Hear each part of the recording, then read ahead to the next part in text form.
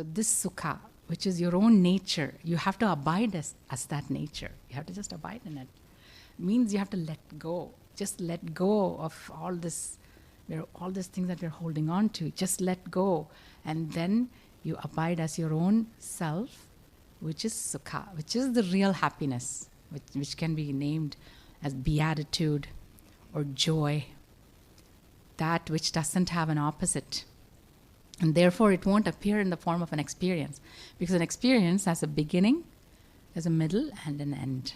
It'll come to an end. But this joy, there's no end to it. There's no beginning, there's no middle, and there is no end to it. It's you. Okay, that's the realization. And Paramahamsa Gatim Turiyam. So it's also called the Turiyam, state of... Turiyam literally means the fourth.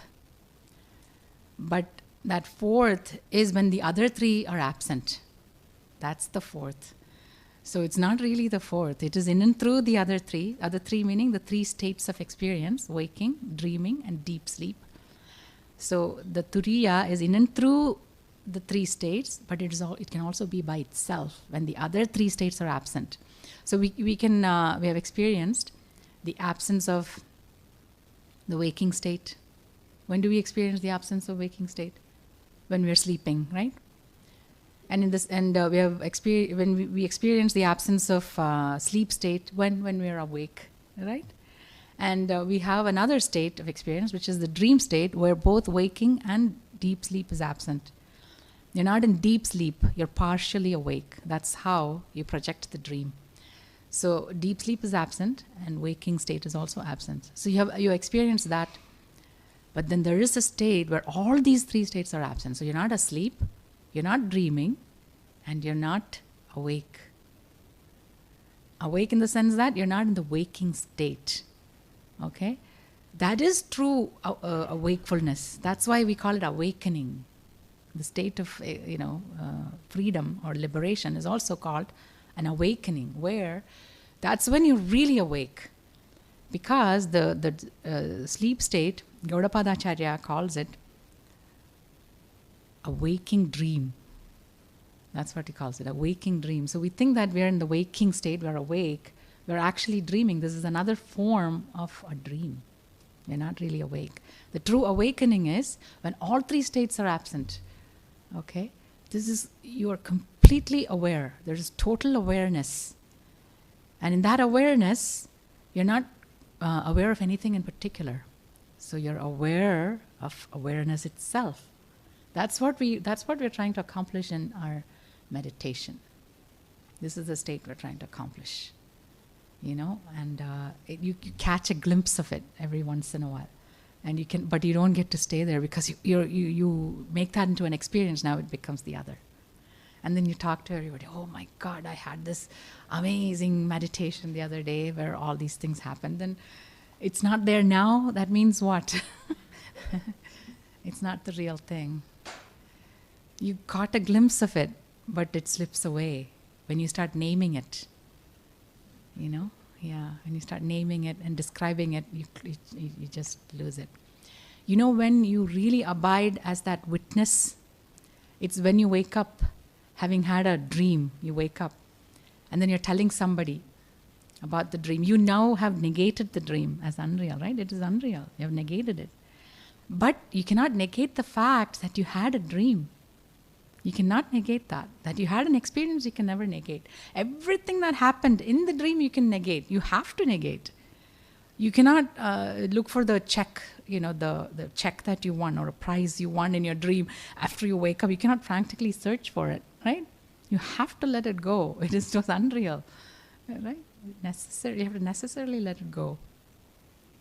But the fact that there was a dream, that there was an experience, you can, because you're, as the witness, you were there.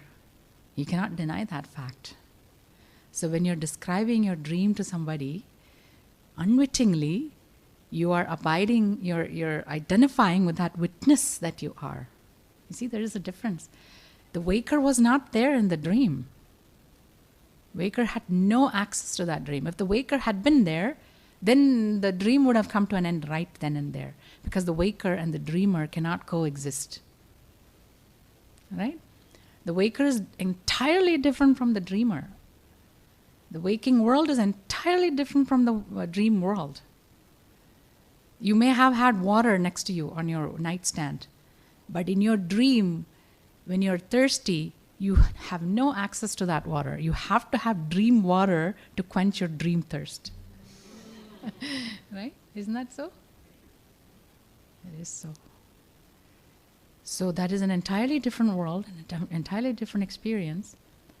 Right? You take a moment to think about it. This is pretty profound. So the waking world is a separate compartment. And then the dream world is another compartment. And the deep sleep is another one. So there are 3 of these compartments. But you, as the experiencer, as the witness, is there in and through all these 3 states of experiences, right? And that you who experience, who's the witness, as the witness, you are real. Okay? And that's what you need to hold on to.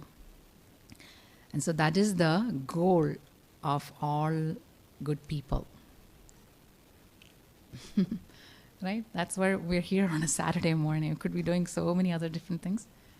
But we are here. Why? Because we want to catch a glimpse or get a hold on that which is real. We want to know. That's why we're here, right? So they're called Paramahamsas. We're all called Paramahamsas because our goal is to arrive at that truth, arrive at that self, which is real, which alone is real. Okay. Then Yat swapna jagara sushuptam avaiti nityam. These are the swapna, jagrata, and sushupti. These are the 3 states of experiences: waking, dreaming, and deep sleep. It is there in and through all of that without any change, undergoing any change. If it changes, then you cannot catch a hold of it. But that upon which all the changes take place. So there is a movie screen, and the scenes keep on changing. But does the screen change? It never changes. Suppose the screen changes, then the first, you're sitting in a movie theater which has 7 other theaters, right? So the first scene is on your screen. The second scene is on the next screen. Will you be able to follow the movie? You will never be able to, right? So 7 scenes in 7 different screens, and then the 8th screen comes back to you. Will you be able to follow the movie? You'll never be able to follow the movie, right? So the screen has to be changeless. And then all the changes can be cognized now. So that's what is happening. You are the changeless screen upon which all the changes are taking place. So you look in the mirror and you can see that your face has changed. 10 years ago, this face looked different. 10 years ago, this hair didn't have a single gray hair. You can tell, right? So you know all the changes that this has gone through. Suppose you were really this body. Would you know of any changes that it went through? Of course not. All changes presupposes a changeless background. That is important. So only then change can happen. It's like you get in your car and you want to go to work, but you're driving and the whole neighborhood is moving along with the car. Will you ever get to work? It's not possible. So that changeless background is necessary. The road has to necessarily stay put. Then you can move upon it, right? With your car. So what is that changeless entity in you? This should be the inquiry. This is how you should inquire. And that is called Vedanta. This is philosophy. Okay? But when we name it philosophy, there is a danger. It becomes a subject that you understand, intellectually, right? It's a challenge to the intellect. It shouldn't become like that because we're not talking about a subject. We're not talking about something that appears in the book. Of course, we use books and words and all of that. But what we arrive at is something beyond all of that. So words cannot describe it. The books cannot describe it. And everything is limited. But it can be pointed towards. You can point at it. So if you have to go in that direction, then you will arrive at it. Because it's yours to begin with. It's not something that you don't have right now that you have to go and acquire. It's not like that. This is your own nature. It's with you. All you have to do is just discover it. And how do you do that? It's by letting go of everything that is not real in you. So there's both real and unreal in you, in each and every one of us. And there's each and every one of us, that kind of a description is there only as long as we're holding on to anatma, which is the non-self. And all the divisions disappear when you have arrived at the one. When you have let go of all the anatma, then there is the self. How many? One. There's only one. So you arrive at that. Suppose we all fall asleep right now. Sometimes the Vedanta class could be a great place to take a nice nap, because sometimes it becomes dry and repetitive. It'll feel like that. If you look at it intellectually, especially, it'll become like that. And then if you fall asleep, so let's assume that we all fall asleep, then will we experience any division? I'm sleeping and a friend is sleeping next to me and all these other friends are sleeping. Will we have that kind of a division? No. What that means is all the divisions are resolved in this self. That's why does anybody get up and say, "Oh, I had a terrible sleep"?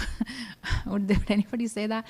The sleep is disturbed, you would say that. But if you had slept really well, suppose you had a nice deep sleep, will you get up in the morning and, "Oh, that was terrible"? Would you say? Or, "Oh, that was wonderful. I was happy. I slept happily." Which would be your expression? You'd say, "I slept happily," right? There's no question about that. There's nobody dislikes that state of experience. That deep sleep is liked by everybody. Why? Because you don't experience any divisions. That's why. No division is experienced. That's one thing. Second is, there are no experiences whatsoever. Okay? So when there are experiences, that's when the mind comes in and says, this is a good experience, this is a bad experience. So we tag them. And that's how we go through the cycle of pain and pleasure. So experiences are the ones that are getting you in trouble. So you need to examine these experiences. Are they really pleasant or are they really unpleasant? We need to look into that. Or am I projecting the pleasantness and unpleasantness upon this experience? I need to examine that. All right? So this is very important to examine. When we examine, if we realize that I can take any experience and turn it into a good experience, if I choose so, because it's my consent. It needs my consent to become a good experience, So it's up to me to give that consent or not.